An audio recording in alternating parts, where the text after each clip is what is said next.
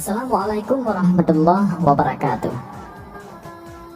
Pernahkah muncul sebuah pertanyaan, mengapa kita selalu menyebut nama Nabi Ibrahim dalam tahiyat? Mengapa bukan nabi-nabi yang lain? Dan temukan jawabannya di video kali ini. Namun sebelum melanjutkan video ini, jangan lupa klik like, bagikan videonya supaya memberikan manfaat dakwah bagi orang lain, dan subscribe channel ini untuk mendapatkan video-video terbaru tentang kisah-kisah Islam lainnya. Terima kasih.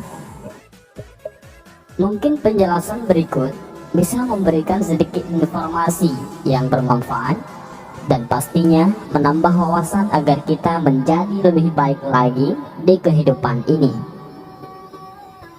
Dalam bacaan tahiyat terdapat kalimat yang berbunyi, kama shallaita ala Ibrahim wa ala ali sayyidina Ibrahim kama barakta ala Ibrahim wa ali Ibrahim.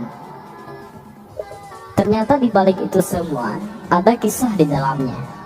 Dan kisah ini bermula ketika Allah pertama kali menciptakan Nabi Adam. Setelah Allah menciptakan manusia pertama, yaitu Adam alaihi salam, kalimat pertama yang dilihat oleh Nabi Adam adalah kalimat syahadat yang berbunyi, La ilaha illallah Muhammadur Rasulullah. Lalu Nabi Adam bertanya kepada Allah tentang siapakah sosok Muhammad itu. Lalu Allah menjawab pertanyaan Nabi Adam. Allah menjawab bahwa dia, yaitu Muhammad, adalah Rasul terakhir atau penutup para Rasul dan Nabi.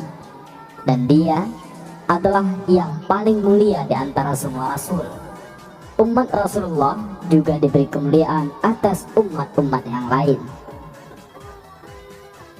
Dikisahkan bahwa Nabi Adam alaihissalam pernah berkata, sesungguhnya Allah memberi 4 macam kemuliaan kepada umat Nabi Muhammad SAW yang tidak diberikan kepadaku.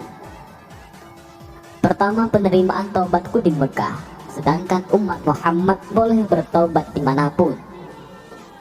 Yang kedua, aku berpakaian ketika melakukan dosa, kemudian Allah menjadikanku telanjang bulat, sedangkan umat Muhammad tetap diberi pakaian meski mereka durhaka kepada Allah dalam keadaan telanjang. Ketiga, ketika aku berbuat dosa, Allah memisahkan aku dengan istriku, sedangkan ketika umat Muhammad berbuat dosa, mereka tidak dipisahkan dengan istrinya. 4. Aku berbuat kesalahan di surga, lalu Allah mengusirku dari surga, sedangkan umat Muhammad melakukan dosa di luar surga, tetapi Allah tetap memasukkannya ke dalam surga jika ia bertobat.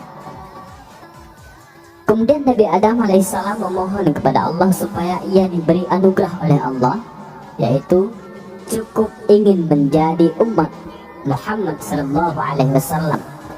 Namun Allah menolak permintaan Adam. Begitu juga dengan nabi-nabi yang lain seperti Nabi Musa, sehingga Allah sendiri menegur Nabi Musa agar ia ridha dengan segala sesuatu yang Allah telah karuniakan kepadanya. Banyak nabi yang memohon kepada Allah agar bisa menjadi umat Muhammad, namun tidak ada satupun yang Allah kabulkan. Begitu pula Nabi Ibrahim. Saat beliau memohon agar dapat menjadi umat Muhammad, Allah menolak permintaannya. Namun Allah menjanjikan kepada Ibrahim bahwa Nabi Muhammad akan lahir dari garis keturunannya. Selain itu, nama Ibrahim juga akan selalu disebut-sebut oleh Rasulullah dan umatnya setiap saat.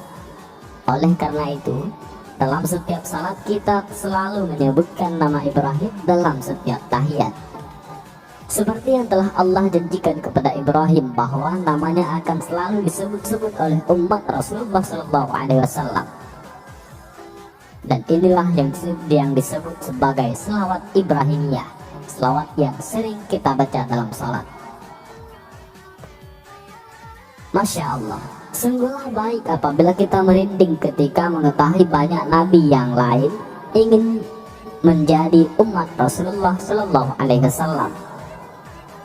Dan betapa beruntungnya kita yang telah termasuk ke dalam salah satunya tanpa harus meminta ataupun memohon kepada Allah.